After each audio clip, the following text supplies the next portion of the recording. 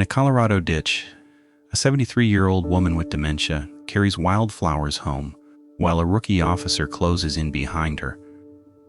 And a second video is what makes this a national case. A woman walking home begins with $13 and a call nobody needed to make. The roadside follows a rookie officer who decides a confused old woman is a threat. The fist bump uncovers the second video that turned silence into a national scandal. The reckoning tracks the settlement, the resignations, and the prison sentence that finally followed. It starts on an ordinary afternoon in Loveland, Colorado, on a roadside no one remembers. On the 26th of June, 2020 in Loveland, Colorado, a rookie officer closes in behind a 73-year-old woman, unaware he is there. In her hand, wildflowers she picked along the road begin to fall as his fingers close around her wrist. He grips harder, twisting her arm behind her back, his face locked in the flat concentration of routine procedure. Traffic passes behind them, drivers glancing over for barely a second before continuing on. No idea what they've just seen. This is the street in Loveland where Karen Garner has lived her whole life, known to every neighbor by name. At 73, Karen lives with dementia and a rare condition called sensory aphasia. It means she often understands more than she can say the words, simply refusing to come when she reaches for them. On this afternoon, that difficulty follows her into the Walmart on Highway 34, on what should be an ordinary stop. Inside, she drifts down the aisles touching items without any clear sense of what she came for. Her mouth moves, trying to form words that won't come, and no one nearby understands why she's struggling. Without paying, she shuffles toward the exit doors, a few small items tucked into her cardigan pockets and her cart. Outside in the sun, she pauses, blinking, before wandering off toward the road that leads back to her house. Behind the glass, an employee watches her go and lifts a store radio to her mouth. Within minutes, the items are back on the cart, Karen standing calm and compliant while the employee counts them out. The final tally comes to $13.88, every last item accounted for and returned.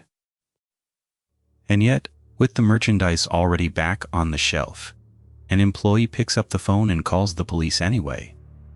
By the time that call goes through, Karen is already well down the road, walking the grassy shoulder toward home.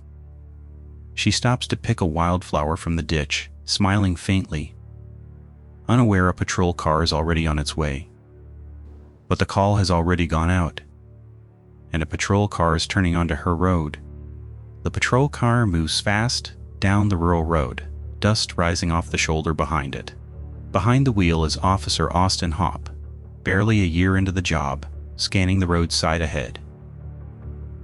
He pulls onto the gravel shoulder just ahead of her, and Karen keeps walking, unaware the car is even there. Hopp steps out and walks toward her with purpose, one hand resting near his belt. His jaw sets, eyes narrowing as he takes in the small, frail woman ahead of him.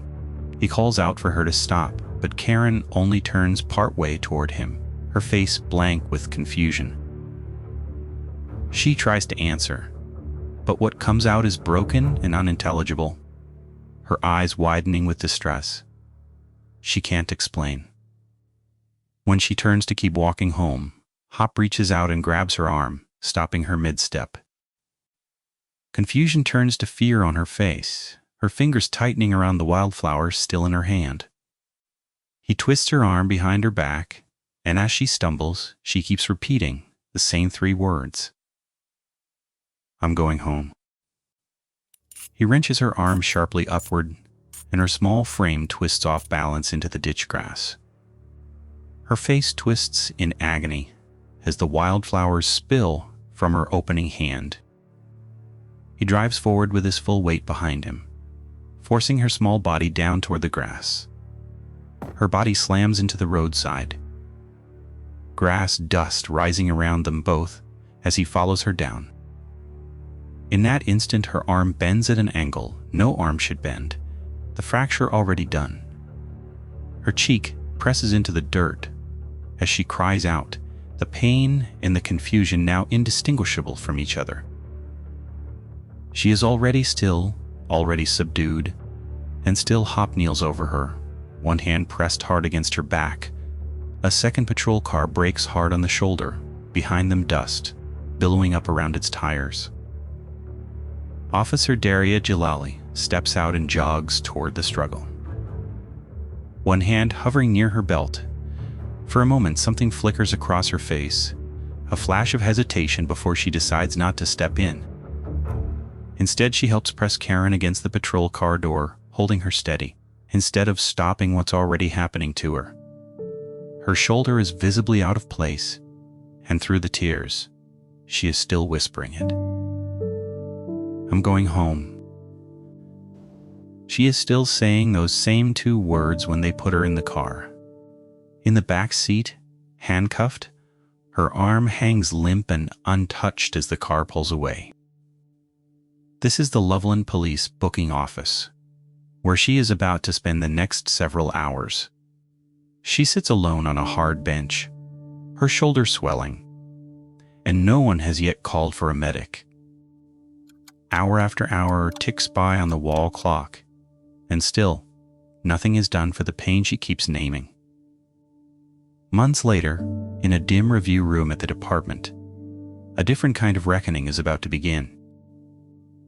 Hop and Jalali sit side by side, watching the body cam footage of that afternoon play back on the screen.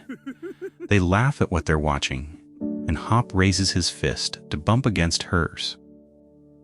On the screen behind them, Karen is still hitting the ground, over and over, while the laughter never stops.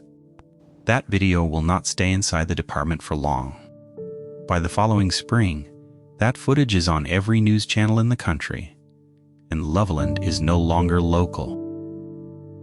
Outside the department, protesters gather with signs, demanding answers for what happened to a woman who was simply walking home. One sign, held steady against the wind, says simply "Justice for Karen Garner." At the Larimer County Courthouse, press fans line the curb as the legal reckoning finally begins. The family's attorney steps to the podium, telling reporters that this was never just an accident. The city of Loveland agrees to pay $3 million, a number that still can't undo what was already broken. Within days, 3 officers turn in their badges and leave the department for good.